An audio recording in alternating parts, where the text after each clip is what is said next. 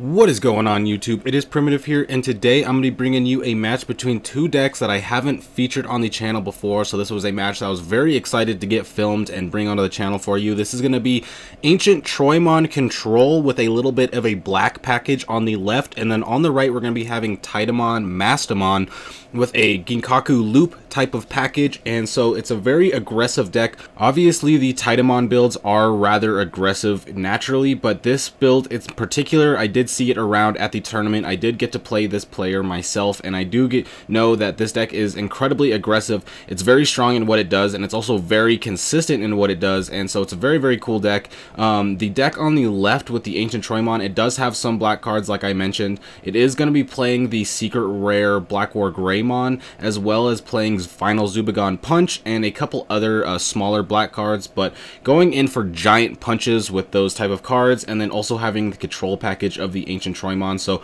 we're going to go and see a Lady Devimon come out so we can get some draw going, discard a bit. This deck is very much wanting to discard pretty much as much as possible. As we see, it is playing the Impmon here. The Impmon's going to allow you to be able to trash the top 3 off your deck. Now, normally we see this played in 3 Musketeers, that way you get 7 cost options in your discard, but with this deck you want to be getting things like Ginkaku Promote in your discard with the Kinkaku and the Ginkaku, so that way you can bring those back with either Titamon, Mastemon, or the Underworld's Call. But it also allows you just to get multiple cards in your trash, because this deck is playing the 4 Jack Raid, and so being able to buff up your Jack Raid is going to be very powerful. And now we're going to go ahead and see the AncientTroymon come out. So if you are wanting to attack, you're going to have to suspend your other Digimon. It's not going to matter right now because there's only 1 Digimon on board, and they could potentially just Digivolve into a Titamon or a Mastemon and be able to swing over this AncientTroymon. But if they do start getting some other Digimon on board and the purple player starts to go wide, which this deck can very much go wide very easy, the AncientTroymon is going to be very powerful. So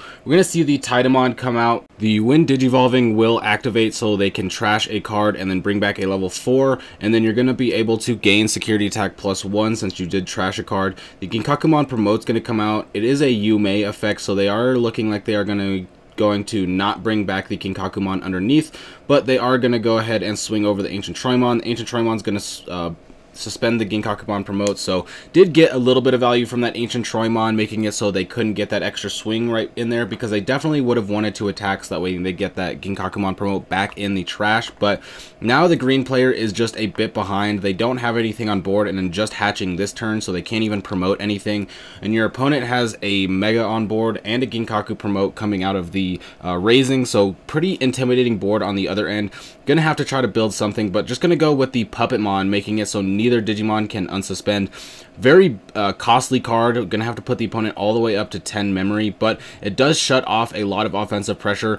They were probably going to be very easily going to be able to trash a card from their hand to give Titamon security attack +1, which means that it was going to be able to get multiple checks out. But we're going to go ahead and see the Black War Greymon come out, Digiburst to get another promote into trash, and then bring back the Impmon. So once again, the Impmon can come out and get more cards in the trash, which is something that they're looking for. Going to play another Titamon. Once again, the when Digivolving will activate, so they can trash a card and bring back another Ginkaku Promote, but this time these are going to just be able to attack. They don't have the AncientTroymon on the board anymore to kind of slow down the aggressive pressure, so they can swing in with the Titamon for 2 checks and then the Ginkakumon. So they are going to decide to bring the Ginkakumon underneath this time. I wonder if they just forgot on the first check or if they just decided not to, but they're going to go ahead and swing 2 checks. Going to be able to unsuspend with the Black War Greymon and then be able to trash 3 with the Impmon. So pretty good turn there, very good synergy going. The Final Zubagon Punch going to come out of security, so we do see that it is in the deck. It is a very interesting tech, but as of right now, it is going to be a little bit useless just because they don't have any black sources on the board to be able to even play it, but they do have some cheaper sources that they could play. Now we're going to see a Jack Raid gain a memory, go into the Underworld's Call, bring back the Ginkaku Promote, and then swing. So right there, we just saw how much aggression they were able to make. Even though the green player had pretty much all their security, they were able to just swing all their checks and then bring back the Ginkaku Promote with the Underworld's Call. So very powerful, very aggressive, and very quick. And like I said, it's very consistent in what it does. Being able to trash so many cards and then play so many cards that also bring back Digimon from the trash means that this Ginkakumon Promote package is going to be recycled multiple times, and even multiple times per turn if your opponent needs to. Now the Terriermon is going to come out, which is going to be helpful in shutting down a few cards in the deck. Can shut down the Jack Raid, which is kind of irrelevant at the moment just because they don't have enough cards in trash to gain the memory. But if you do swing into security and they hit it there, you can shut it down. But it's also going to shut down the ability for the Ginkaku Promote to be able to gain a memory by putting both the sources underneath. Now we didn't see that happen the first game, but that's just because we were missing one of the pieces. We were able to bring out multiple of the Ginkaku Promotes, but once you get 2 pieces in there and start being able to gain the memory, you can start playing your Underworld's Call for 3, for example, or even be able to play your Titamon for 3. So you want to have this Terriermon out. It's going to be a good card, and I can imagine this is going to be one of those cards that just sits there for a bit. Now the only downside to the Terriermon is that the purple deck is going to have the inheritable to be able to trash a card and delete a level 3, and if they get that going, then they'll be able to just buff up their game plan by trashing while also getting rid of the Terriermon. So as much as it does help in this matchup, it is just a slight band-aid while you kind of build up, because it is going to be deleted rather easily. But we do have an ultimate on board, which means that we can go into the Mega. We are going to see the AncientTroymon come out, which now is actually going to be decently relevant because we have multiple Digimon on board with the capability of potentially going into more Digimon if we were to see like a Black War Growlmon come out there, for example. But instead we're going to see the Lady Devimon come out, being able to trash that Ginkaku Promote from hand and get a few draws going. Gonna have to see what else they decide to trash here. Need one more card to go in there, but now with the Lady Devimon on board with the inheritable, they can decide to start swinging in and start getting those inheritables going. They have the double Sumomon on board, so we are going to see 2 cards drawn off of that. So lots of cycle going here, which means that this deck is going to pretty much have everything that it really needs. It's just that, is this deck going to be able to deal with the Ancient-Troymon, considering that this deck wants to go wide so much? We did see them choose to not swing with the Lady Devimon to get the Kinkakumon inheritable, just because the Ancient-Troymon would suspend both, and then you would likely be able to swing over both. So I do agree with that. You would give the green player a little bit too much momentum at that point. So they're just going to go ahead and start building up into another ultimate. This is going to make it so that they can get into another Ancient-Troymon if this goes down, or if they want to go into any of their other megas, they can. But as of right now, they are just playing it a little bit slow. We haven't seen any swings in yet for security, and that does concern me just a little bit, because we do know that this deck is going to be trying to start cycling through those Ginkaku Promotes once one gets into the discard. And with that, you're going to be able to play around Ancient-Troymon to a degree, because you're going to be bringing it back from the discard and being able to swing. And so without the green player starting to go in for checks, the purple player might just have a little too much time to be able to start to go in. The Ancient-Troymon is going to suspend, but the Terriermon does go down to the Kinkakumon inheritable, which I did mention earlier was probably going to happen. It's something that was nice to stop some card effects, like we had that glaive that they weren't able to use, but now they're just able to get rid of it with an attack and get a security check. But both of their Digimon are suspended now, which means that going into the next turn, they're likely going to be able to just swing over both these Digimon, making it so that the purple player is going to be a little bit lower on aggression. But they do have a Digimon coming out of Raising that can swing in next turn and can Digiburst to get another Digimon on board. So just a couple Ginkakumon Promotes away from being able to get there. So we're going to have to see the green player start to go in. Going to get the Argomon Digizorption out and then be able to swing over the Lady Devimon.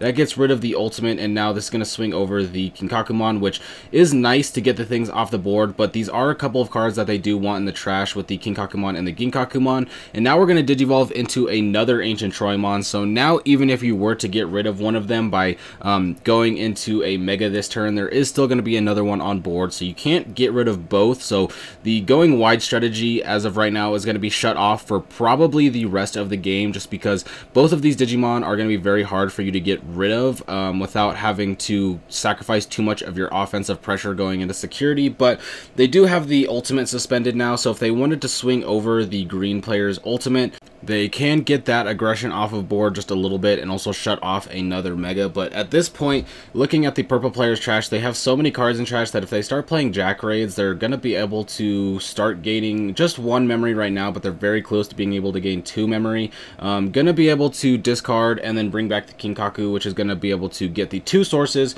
so you can gain that memory and keep the turn at 0, and going to be able to give Sec +1 to the Titamon, just like we saw game 1, and then they're going to be able to unsuspend with the Black War Growlmon effect by getting rid of the Impmon so that way they can trash more, but with how order of operations is going to work here, they're going to unsuspend, and then the AncientTroymon is going to be able to suspend both of them, and that's going to make it so they did get 2 checks in, but they're not going to be able to go in for game potentially like they would have been if AncientTroymon wasn't on the board. So AncientTroymon showing its actual strength here and why it is nice to have in these control-y style decks, especially when you're pairing it up with cards like the Puppetmon that we saw earlier. We did see the Puppetmon come out, and the giving them that much memory did end up being a little bit of a downside, but as far as natural synergy, it is really nice. The AncientTroymon's gonna have to try and carry through here. Your opponent's going to probably play a couple more Digimon on board, so that way next turn they can play around the Troymons being able to get multiple swings in. But the thing is with your opponent only at 1 security left, doesn't really matter how many Troymons your opponent has on board. If you just swing 1 check and get all your Digimon suspended, and then can bring out a Ginkakumon with Rush, then you are going to be able to just go in for game. Gonna Jack Raid, only getting 2 right now, but we're getting very, very close to being able to have 30 cards in the trash, so gonna bring out the Impmon once again. That is another Digimon on board that's gonna be able to swing in. Again, it doesn't, unless you play 2 more Digimon on the board, you're not going to be able to get enough swings in to be able to go in, because you're going to get suspended. But now we see the Mastemon come out for the first time this set, and that's going to trash the last of the green player's security, which means that unless they get some blockers up on the board right here, then they are just 1 Ginkaku promote swing away from losing the game, because you won't worry about the AncientTroymon there, because you'll just be able to bring it out from the discard and then be able to swing in the 1 check that you need. But they are going to be able to gain a lot of memory at the beginning of the turn thanks to the Argomon inheritable from the Digi-Egg. We are going to see a Blasted Disaster come out, which is a card that is not used very often. If ever, it is a card that's going to be able to suspend every Digimon on the opponent's board, and then you gain 1 memory for each. So that 6-cost card is essentially being played for 2 to be able to suspend the 2 other Digimon. This is going to be able to make it so they can start swinging over their Digimon. And if you go into a Chaosmon, which is in this deck, you are going to be able to swing over all the Digimon on your opponent's board. And since you are at 5 memory right now, that means that playing it will put your opponent at 1, and then if they don't have the Jack Raids and the Underworld's Call, you could be in a pretty good spot. But we can see the Chaosmon in there coming out, gonna play it for 6, gonna swing, get the piercing check, and be able to clear off the board. But it's still just one of those positions where if your opponent has the cards that they need, then it might just be over. We are going to see them start to count the cards in their trash. Now, they are going pretty quick, but I was standing right here at this match at this point, and I do know that they had 31 cards in trash at that point, so they are going to be able to Underworld's Call, be able to go up to 4, play the Underworld's Call for 4, be able to get the Ginkaku promote, and then swing. Even if they were only going to be able to gain 2 from the Jack Raids, they would have won that game there anyway, because the Ginkaku promote would gain the extra memory. But with that being said, this is going to be this set. It was very interesting. If you enjoyed, be sure to like and subscribe, because I'm going to be having a bunch of BT6 content coming for you this week. But with that being said, I hope you have a great day. Peace out.